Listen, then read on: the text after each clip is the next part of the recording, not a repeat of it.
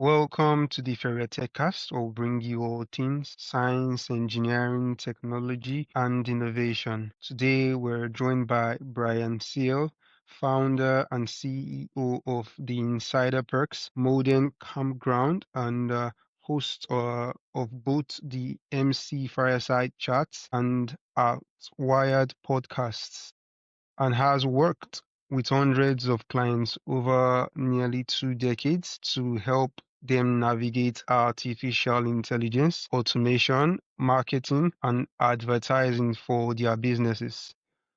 Primarily focused on outdoor hospitality, he leads a team of dozens of people that provide service from branding to websites to advanced AI chatbots and AI call agents alongside other digital workers. His future plans includes robotics, 3D printing, and much more as the future unfolds before us rapidly as and at a pace never seen before. So, Brian, welcome to the show. Thank you, Ezekiel. Appreciate you having me here. Was that intro too much? I had ChatGPT write it because I don't really like to talk about myself. So It was perfect. I mean, it says a okay, lot about cool. you. All right, Brian. So tell us, what does building practical AI for campgrounds actually look like on a day-to-day basis? Well, I've got my Yorkie in the background on a day-to-day basis. If you heard her bark in the background, so she's my sidekick. But I think it's interesting when you talk about building practical AI for campgrounds because it's kind of it depends on where you are in the spectrum of your knowledge or your journey with AI, what that actually means to you. Right? For many people, practical AI is just ChatGPT or Gemini or something like that. It's a chatbot.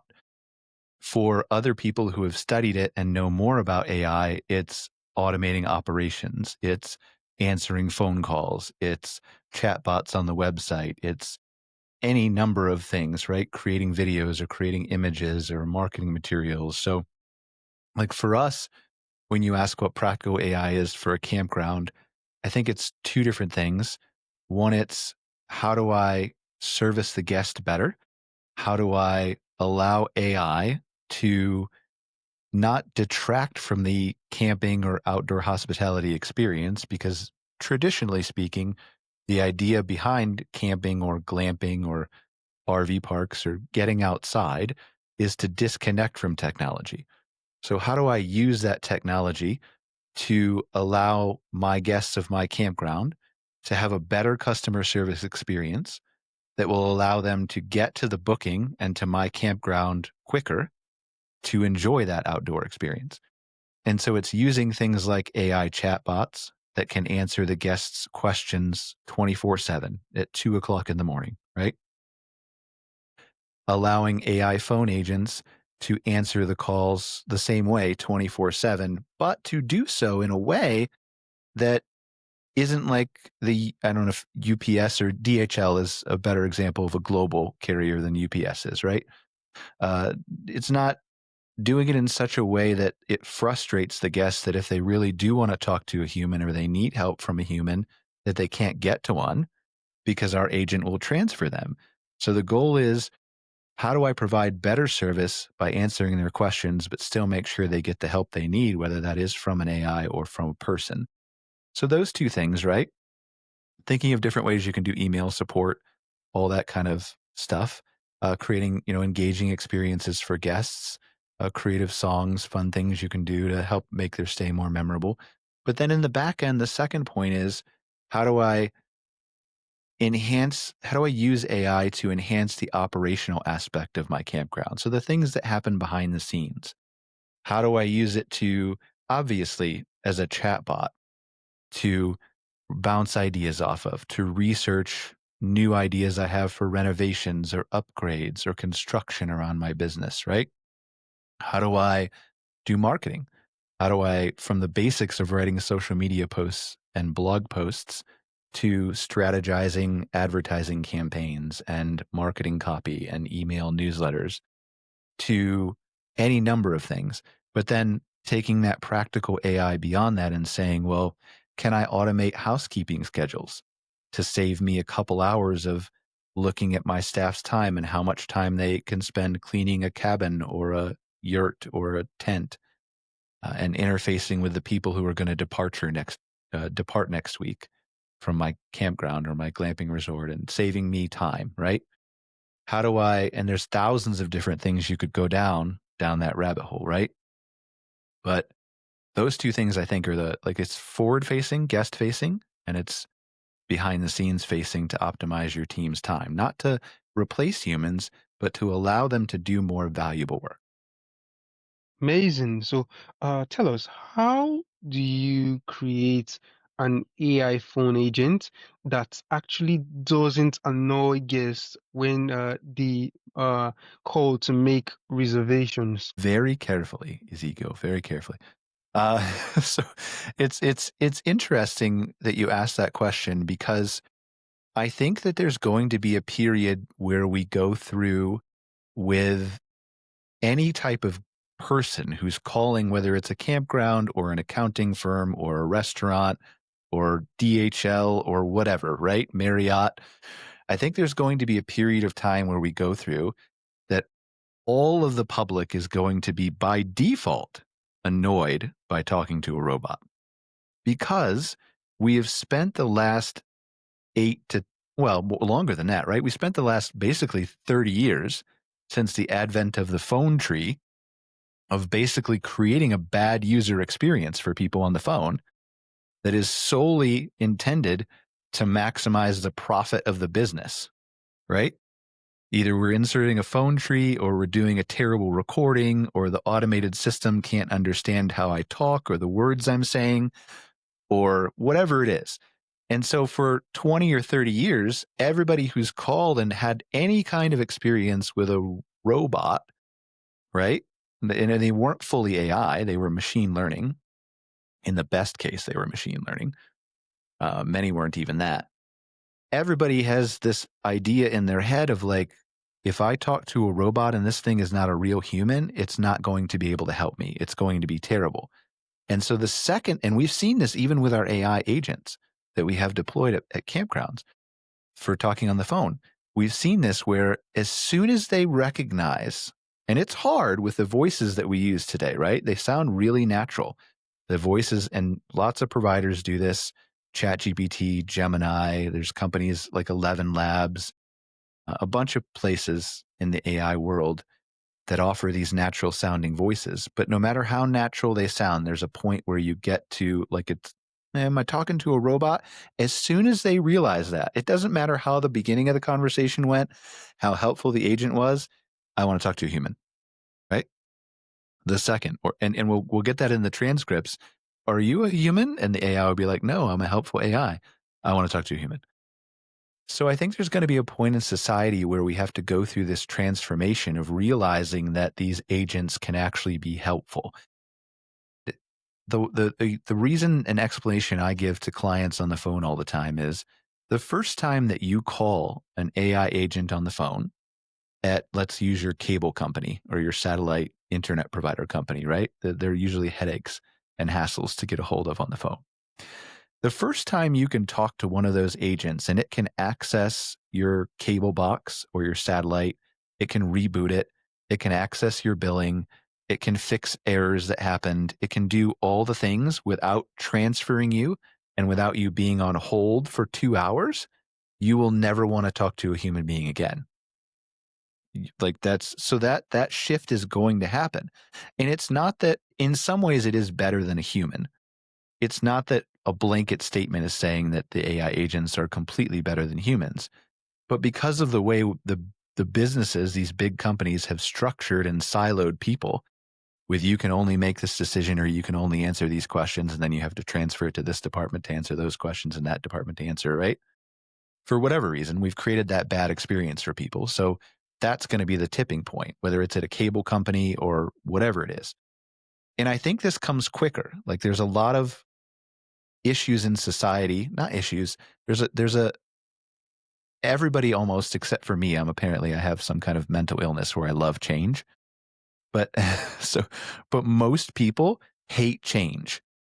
But I think the difference here with AI, whether it's chatbots or calls or any type of experience that touches the customer, is that you are seeing all these companies like Google, like I don't know what Apple's doing with AI, probably nothing. But let's assume Apple gets their act together. But Google, uh, Google and ChatGPT and Meta, it's in WhatsApp, it's in Instagram, it's in everywhere, right? Yeah. It's in Google search. And so as you get more people experiencing and talking and touching and playing with these things, which is happening at a massive rapid rate of change, then the expectation changes and then the people are willing to talk to it more. And so I think your original question was is how do I create an agent that doesn't frustrate people? I think we already have, but I think it's now a matter of these enterprise companies actually being, and not our agent because we're working with campgrounds, but the enterprise companies like the Marriotts and the Hiltons and the DHLs and the whatevers of the world to say like we're actually going to implement phone systems that are helpful to people instead of just focused on our bottom line. And as you do that, you'll start to see customers being more willing to chat with them. Interesting. So tell us, how uh, do you balance automation with keeping the personal touch that guests actually expect in hospitality? How do I balance automation with the personal touch that guests expect in hospitality? I think that my hope for automation is that it actually won't balance that. And that may change, right? It may change on how like AI is progressing at a rapid pace. You're going to see AI be deployed into robotics, like it already is, but you're going to see this at a mass scale where humanoid robots can be at campgrounds or can be in a coffee shop or can be. And so I think that changes my answer in a few years when we get to that. But for now, especially from where I'm at in a campground, RV park, glamping resort world, the human touch is very important to that. Like, I think the emotional connection to the ability to go to a campground because it's a campground, because you're trying to disconnect from technology, the saying hello to the manager or the owner or the staff, the having them there to think of it like a bed and breakfast too. The being able to talk to the proprietor about tell me about the area or what are some good things to do, or you can do that with a chatbot. You can do that with an AI agent. But if you've got Sally, the owner there at the glamping resort, who has this intimate knowledge of the area, especially when you're traveling like overseas to, like if you're coming to the United States or to Canada, or if you're going from Canada to Europe or to Asia or to Africa or to wherever, that local knowledge is priceless. And so, what I'm hopeful for is that right now, where we are in this journey of AI and automation, is that this allows those owners and operators to spend less time on the monotonous, repetitive tasks of answering emails or chats or calls or putting together housekeeping schedules so that they can go out and have that human touch or that personalization that they didn't have time to do before. So I think automation doesn't provide that. I think automation unlocks that. Does that make sense? Yeah, yeah, it does. So, people go for campgrounds to disconnect from technology. Yeah. So, don't you think it's a bit bizarre that you now use technology, in the case AI and automations, to respond or to these guests that came to campgrounds to disconnect from that same technology? I need your thoughts on this. Yeah, I think it is. I mean, it's weird for sure, right? So we've had conversations about this with clients because you mentioned in the beginning, like we want to try to play into robotics and 3D printing and who knows what else with the way technology is going really, really fast.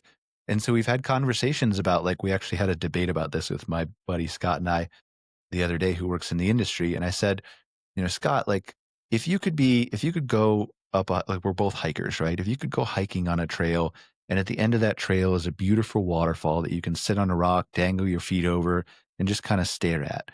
Like, and you can sit there for like 10, 20 minutes, but then you get hungry and you're like, I've got to go, like, I've got to start hiking back because it's an hour or 2 hours. I didn't pack in my lunch or whatever. And I want to go like eat at a local restaurant. So would you do that, or would you trade off the technological experience of having a drone be able to deliver a pizza to you right at that waterfall from Domino's or Pizza Hut or whatever it is, right? And Yeah. so it's an interesting question. Like I think I would take the pizza, but then I also balance that with, like, and Scott said he wouldn't, by the way. Uh, but like I balance that with, like, then you've got a bunch of litter in nature and people who don't take care of it, who will discard their trash in the waterfall or on the ground nearby or whatever else. And I know that's not the question you asked, but I think there's a lot more balancing that you're going to have to talk about in the future with that. Like, how do we take care of the environment? How do we be stewards of it? How do we relax in nature without tech? And I think you're going to see a blend of this. And I know this isn't exactly the question you asked, so you can reinforce it and make me answer it if you want, but this is the direction I'm going to take it for now. I think you're going to start to see two types of experiences with camping specifically. I think you're going to see, and this is probably going to be overall in society too, but it's going to be specific to camping in my vertical, right? I think you're going to start to see the disconnected park that is intentionally technology free. And you see this a little bit already with camping and glamping, where we intentionally do not have Wi-Fi. There are no TVs in the room. There are, like, you're here to disconnect. And those are going to do really, really well. And then I think there's going to be the flip side of the people who, if you look at all the properties today that provide Wi-Fi, if your Wi-Fi is out, like the kids or the adults even at night are in their rooms watching Netflix, like, we don't necessarily want them there. We want them outside, like, experiencing nature, and maybe not at night, right? But we want them experiencing nature, but a lot of people don't want to all the time. They want to go out and they want to do the hike. They want to go to the swimming pool. They want to go to the playground. They want to go to the lake and they want to go fishing, but they want to do that for a couple hours and then they want to come back and do whatever their definition of relaxing is. And for a lot of people, that's Netflix. So I think that there's going to be that split. And then there's going to be a third category, I think, of people who go all in on technology, who have the little robot dogs running around their campgrounds, who have the humanoids at the front desk, like the hotels in Japan, right? That have the, I don't know if you've seen these, but the hotels in Japan that have had humanoids for years, at their humanoid robots at their front desk. Well, I think the answer is very carefully, no matter which vertical you're in. Like, you have to put thought into this stuff. You can't just automate for the sake of automating. And goes back to your question about personalization too. How do I balance that? You have to put thought into this. Whether I'm going to be an all out, even if I'm going to be an all out tech campground, you don't want robot dogs running around, like, I don't know, crashing into children or things like that, right? Uh, and so you have to put thought into that stuff no matter what you do. But being I think the answer is that if you are able to step back and look at who your guest is, if they want tech, if they want a blend, if they don't want any tech, where you are, who your audience is, what you're going after, who's your demographic, what do they really want from a camping experience? I think that's your guiding principle to whatever you provide and how you blend that and how you make that stay memorable for them.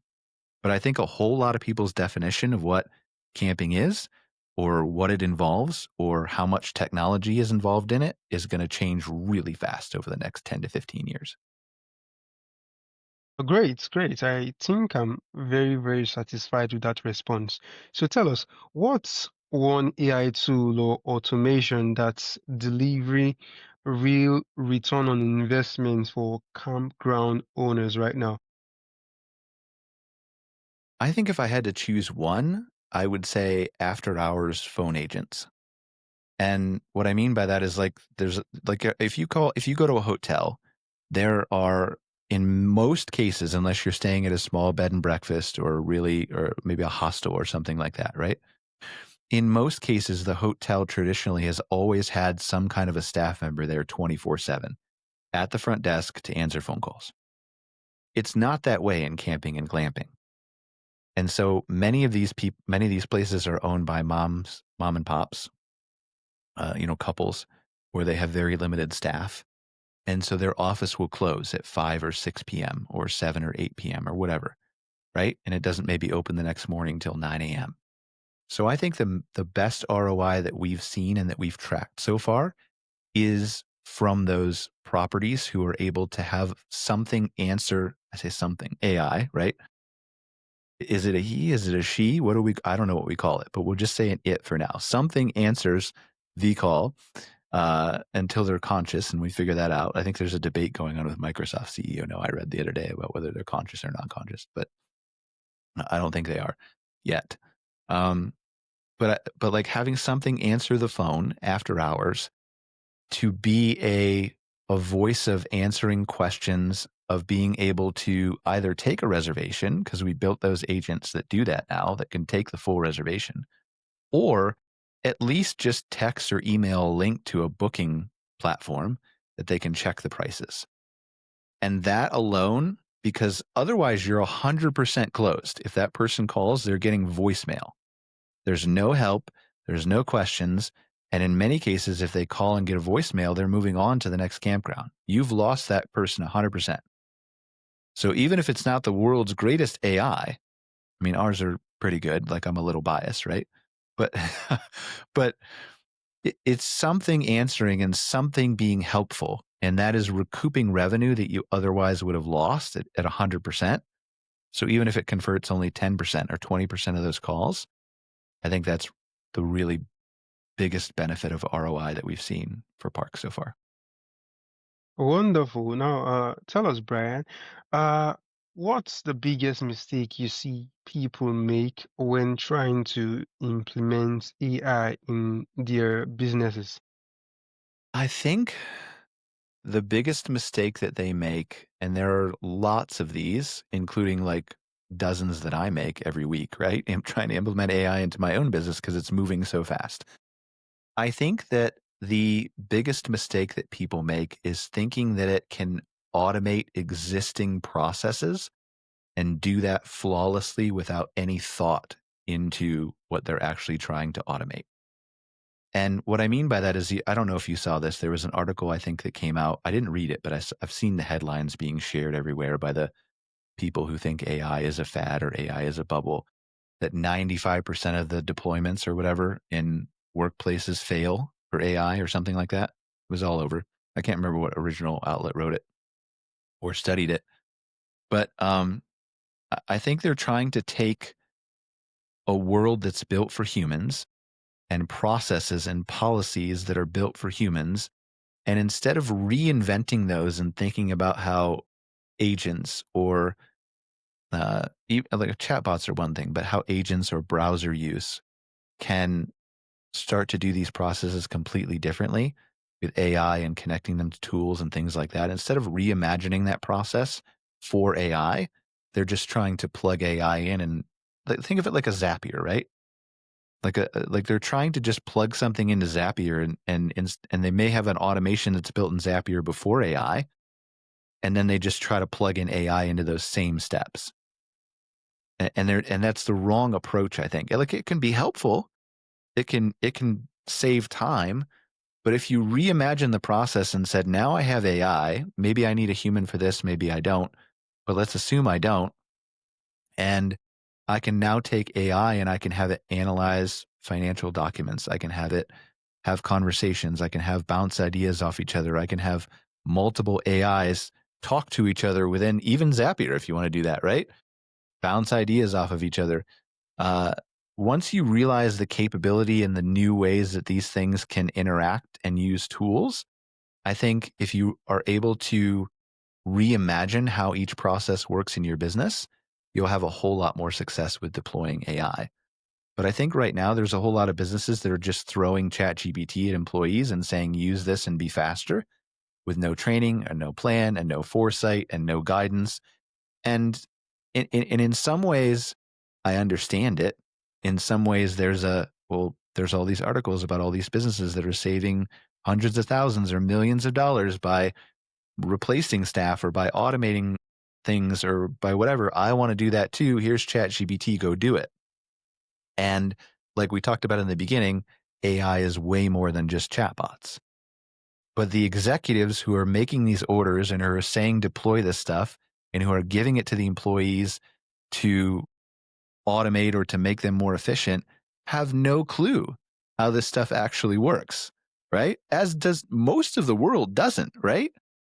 I mean, the people who really know how AI works, and maybe I'm in the wrong career, you might be too, Ezekiel. Like, we should be learning AI and get paid like $1 million signing bonus by Zuckerberg. I feel like that's where we should be. Wow. But the people who really know, well, that's what he's given out, right? Like, apparently to the ones who can really do AI. I can't really do AI like that. I have developers.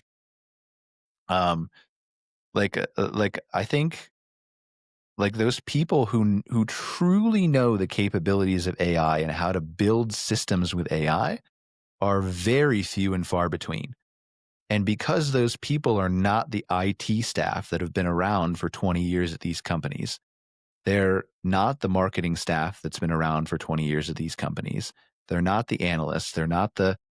They can all use ChatGPT to a certain extent, but they don't know how to implement it into the processes or to rewrite it or to do the things that I just talked about, even with Zapier. And so I think that's where a lot of people fail is they just try to bolt AI on as a chatbot and don't actually think about what it can do for the processes. Wonderful, wonderful. So, what does an AI first website actually look like, and how is it any different from a regular website? Nobody knows, Ezekiel, but we all have really good guesses. Wow. Is the honest answer, right? Like everybody will tell you that they know. Like you can go on YouTube and you can watch all of these videos of everybody who says GEO or whatever they're calling it, right? I know exactly what to do, how to get into chat. They don't. Like you could put a gun to Sam Altman's head and you could say, Sam, you have one choice. You have one chance. I need you to tell me exactly how this answer appeared in ChatGPT. Sam doesn't know. So nobody else knows either, right? We have really good data and we have really good guesses, but we don't have the exact knowledge. And if Sam knows this, he's not put it out publicly, right? I don't think he does. We've seen so many videos that say they're kind of black boxes and we're not sure how they come up with the answers or decide the order of words or whatever else. And it's only going to get more like that as they get smarter and we head toward AGI and super intelligence. And like, we're not going to be capable of understanding that. I don't know if you saw, like, this is off subject for a second. I don't know if you saw there's an article in the Information, which is a publication that breaks a lot of tech news that talked about the delay between O3 when they announced O3 in December and why we didn't see the full version and then O4 and O5 and O6 like everybody was expecting was because when they turned it into a chatbot, so after they released the benchmarks and everybody was excited about it in December, their 12 days of Christmas thing, they turned it into a chatbot. And I'm paraphrasing the article. It's way better. You should go read it. They turned it into a chatbot and it lost all of its intelligence because it had to talk to us in English instead of using its own language. The article actually says this, and it doesn't define what its own language is, but it basically, like, it because we forced it to talk in English, it became dumber. So I don't know why that's not being talked about more broadly, but it's really interesting to me. I think my definition of what we've done from our side in looking at an AI first website is figuring out what the balance is between where we are today and where we're going. And again, all of this is opinion based. Like I can't tell you what the world is gonna look like in 2 years. AI is moving and that fast, right? But the way I've understood it with the hours and hours and hours that I spent researching this stuff and that I continue to do on a day-to-day basis. The balance, I think, is how do we make sure that the world is able to navigate websites the way they always have, the way that they're used to, the way that human beings are expecting a menu in the top right corner and the information to be less than 2 clicks away if you want to be able to find it easily. How do we navigate that world while preparing for a future that today you can go to ChatGPT and use ChatGPT agent? Google has Project Mariner coming out. Perplexity has its own Comet browser. There's Manus, the Chinese AI company that is really, really good with it. Google's deep research in Gemini, they're coming out with agentic features too, I read earlier today, I think, or yesterday. but these agents are all browsing the websites for you. They're searching hundreds of websites. So how do we balance the agents being able to discover and understand as much information as we can about your campground or RV park in this example, right? But it applies to any business, while still understanding that until agents fully take over, which will happen, like probably in less than 5 years. I mean, it can already happen today. Probably in less than 2 years, the majority of the world will be using AI agents to interact with websites. There will still be people who hang on to websites for 20 years, right? Who still go to websites as they currently are constructed. But you will use agents through voice, through Alexa, or through whatever the heck Siri is, or through Google Gemini, Google Assistant, whether it's voice deployed or chatbot deployed or whatever it is. And it will just go out and browse all these websites for you. So for us, I think the answer to AI first website design is let's look at our audience. Who is our audience? Who do we want to serve? So in Campgrounds, we look at I want to create an ideal customer profile of the person who's visiting my website.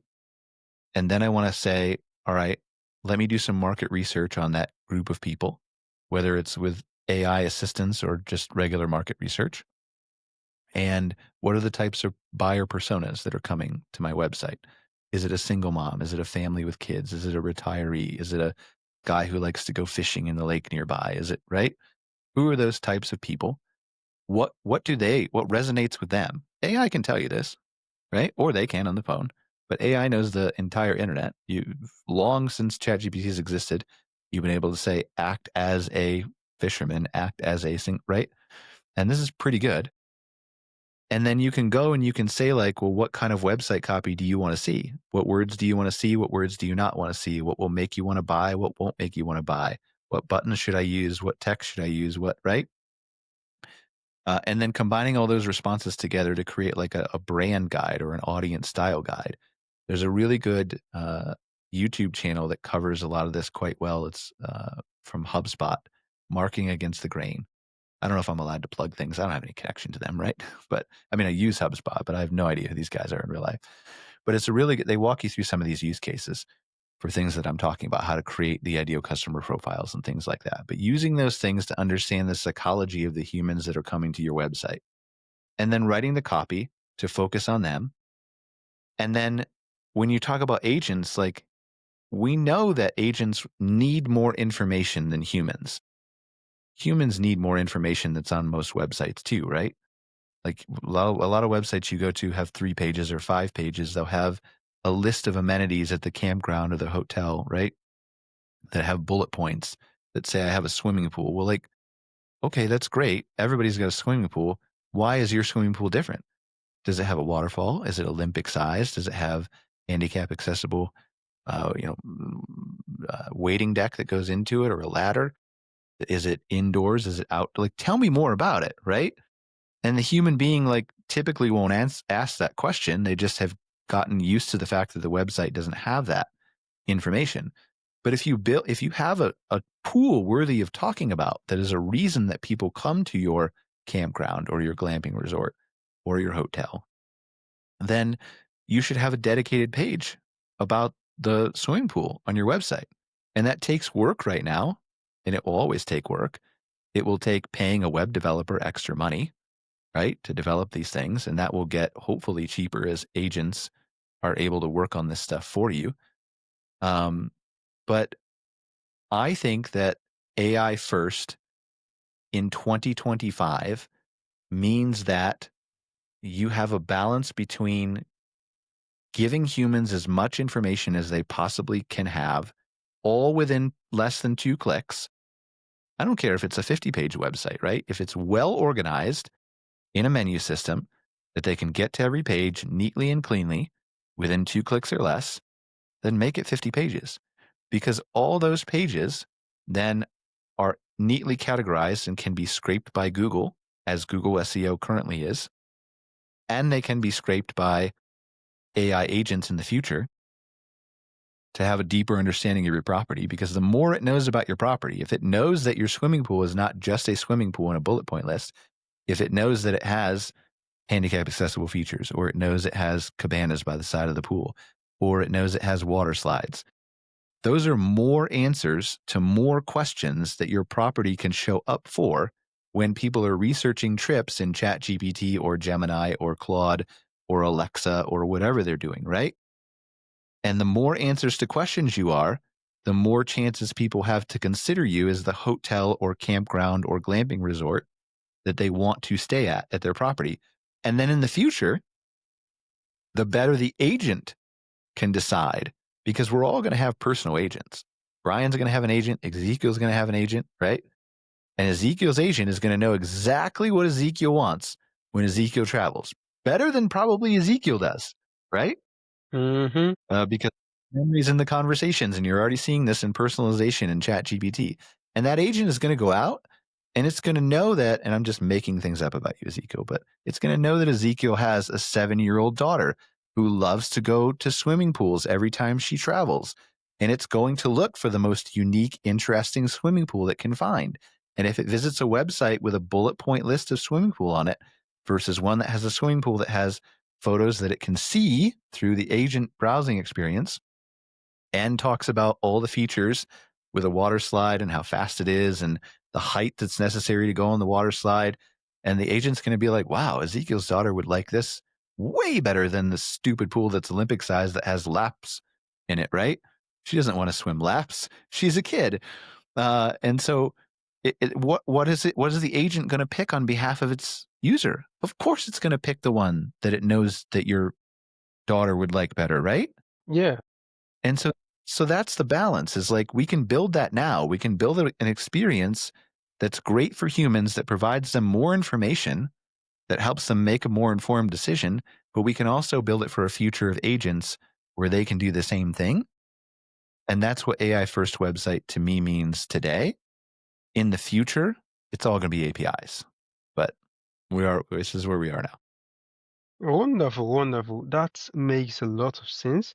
So, you mentioned your future plans in robotics and 3D printing. So, what exactly is a practical near future use for robotics and 3D printing in a campground? I'll give you two use cases, and there are lots, right? Because if you look up, and a lot of the public isn't familiar with this, and I'm sure that your audience is more tech savvy than most, right? But I think there's two use cases here of dozens. If you understand how close humanoid robots are to actually being a part of our society by the millions, it's really just a manufacturing bottleneck. That's all it is. It's how many can we build and how fast can we build them. It's already a done, solved science, right? From dozens of companies, not just the famous ones like Elon and Optimus from Tesla. I think when you realize how close that is and you start to explore the world of robotics, we'll start there and then we'll go to 3D printing. The possibilities are absolutely endless. So I'll give you two examples. Like I said, I'll keep it short and keep it quick because I know I've been probably talking a lot more than you want me to, but you'll just chop off all the bad parts, right? I think there's a really cool robotics company we were looking at the other day. I can't remember the name of them, but they've been on college campuses in the United States and Canada, I think, for a number of years, since 2017 or 18.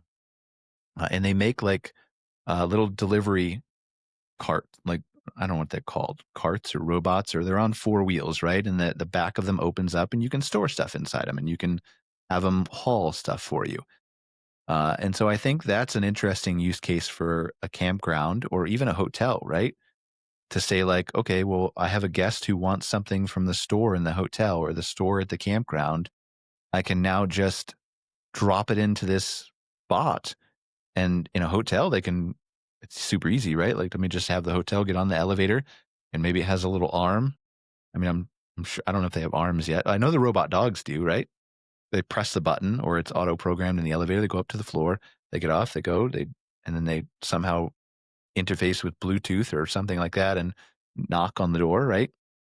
Or beep the door or something. And the guest can come out and get it. So it saves a bunch of staff time, especially after hours. Because when you've only got one person managing a front desk at a hotel, they got to leave to go deliver extra pillows or extra amenities or the toothbrush you forgot at home or the snacks from the shop like we were just talking about. So in campgrounds, when they're closed, This is an easy way to deliver, or even when they're open, but an easy way to deliver firewood, food, supplies, camping gear, all that kind of stuff, right? And it just saves the staff a bunch of time. So, and you can think of dozens and dozens of different examples like that. Drones delivering firewood, whatever else, right? DJI has these. We looked at these the other day that carry up to 30 kilograms. Crazy. And then would be, and who's not taking a picture of that, Ezekiel? Who's not taking a picture of the drone that's dropping off the firewood at the foot of their campsite and putting it all over Instagram? Everybody is. Yeah, So these sure. things make you more money too, right? But that's one. And then if you flip to 3D printing, I think it's really interesting. The 3D printers have come a long way. I don't think that they're quite perfect yet, but they're pretty good to the point where you can buy a self-contained unit that doesn't output a bunch of chemical smell into the air. That, like, it might take a designer still to do like the CADs and the blueprints and things that you're trying to print. But I think that you'll be able to custom print souvenirs for guests. I think you can do that now. And so that's what interests me is like, let's make you a personalized ornament or a personalized mug or something to commemorate your stay, or and you just tell me what you want and we'll have it. Like, we have these options for you, hundreds of different options that we don't have to stock, we don't have to inventory, we don't have to worry about um, it being tariffed. Can I say that? We don't have to worry about it being tariffed by some man in Washington D.C. Who has weird ideas about the world sometimes. So like, we can just print them and they can be here, right? So tell me what you want. Here's a category. Here's a way, and then it's a personal memento that has your name or something special to you, or something unique that's one of a kind that nobody else can get anywhere, that commemorates your stay. And you can take this home with you. Like, just tell us what you want at check-in or when you're browsing the store, and in a couple hours we can have it ready for you. I think that stuff is really cool, and is one of your examples, going back to your questions of how do I blend technology with a non-technology experience. There's one of your answers too, is the 3D printer doesn't get in the way and it creates something that's not technological that they can Mm. take home, right? Oh, wow, wow, wow. Yeah, that's great. That's great. So, finally, Brian, I have one more question for you. I do ask every guest this question before they leave, and I like to normally save it for the last. So, tell us, what does innovation mean to you, and how it relates to your field in the context of outdoor hospitality, utilizing AI and automation? I think that innovation to me means always pushing the boundaries of what you think is possible, always challenging the status quo, right? Uh, it's looking at what are the rules that govern my campground or my glamping resort or my, RV park or whatever it is. What does the rules say I can and can't do now? And how do I break those rules and change them? Not in a law breaking way, right? But in a, this is what everybody else says is possible. This is what everybody else says is how I run a campground. This is the amenities they say I have to have. These are the processes that I have to go through. These are the ways they say I interact with guests. These are the prices that I charge. These are the types of sites that I have. These are whatever. Hundreds and hundreds of questions you could ask yourself, right? The way you be innovative is to, and whether it involves what we're talking about or not, chatbots or calls or AI or robotics or 3D printing or drones or whatever, right? It can involve that, but you can be innovative in all aspects of your business, whether it involves technology or not, simply by asking the question, can I do this a different way? Think from first principles. And AI is really good at this, by the way. I actually have my ChatGPT program to say, I want you to always think in first principles and use the Socratic method when you're answering me. Because I don't know if you guys have noticed this, but GPT-5 likes to lie way more than O3 like to lie, and O3 like to lie a lot. So, but using those ways of thinking in first principles from like, how do I solve a problem, is the way that you truly innovate. Wow. Wow, that's wonderful. So, to conclude, tell us, where can our listeners learn more about you, your work, or find you, or contact you, or get your playbooks, or listen to your podcast? I mean, everything we do is mostly geared toward the industry, so I don't know that most of your listeners would be like we're reaching out to campground owners and stuff like that. But if you want to follow what I'm doing, our website is insiderperks.com for the AI automation stuff. There is a pretty cool blog on there that I have that I write, Ezekiel, if you can interpret that for the people who are on video. For the people who are listening on the audio stuff, you just got to go watch the video to see what I'm doing now. So, but like I write it twice a day, and it's just really focused on like how do I like how do I rethink the rules from first principles in all kinds of different areas. And yes, it's geared toward my campground, to campground owners, to RV park owners, to outdoor hospitality. But you can take those ideas and you can almost insert business, and you can think about it from something that would help you run your service business, or even, interact more, help you at your job with what you're doing, or come up with a new idea for the boss or whatever else, right? But insiderbricks.com, we have a blog on there. Our podcasts, I do podcasts live. They're not recorded. Every Wednesday, we do MC Fireside Chats, which is above me. You guys can see. Hopefully, that's not backwards for you. It's backwards for me. But if not, then that's what it says. MC Fireside Chats is live every Wednesday at 2 o'clock Eastern. I had to think about that for a second. 12 Mountain, because I'm in Calgary, Canada. And then Outwired is an hour after that from 4 to 6 Eastern, 2 to 4 Mountain, 1 to 3 Pacific. And Outwired is our kind of like edgier, like AI focused stuff that we talk about. So that's kind of where you find me. But if there's anybody out there that I can help, like I'm willing to help, right? Outdoor hospitality or not, if I can connect you, if I can give you advice, if I can be valuable to you, feel free to reach out. Like I don't have a consulting fee. I want to help you. Wonderful, wonderful. So, Brian, it's been a really great conversation with you today, and I'm really, really, really excited to have you on the show. Thank you so much, Ezekiel. Really appreciate you having me here.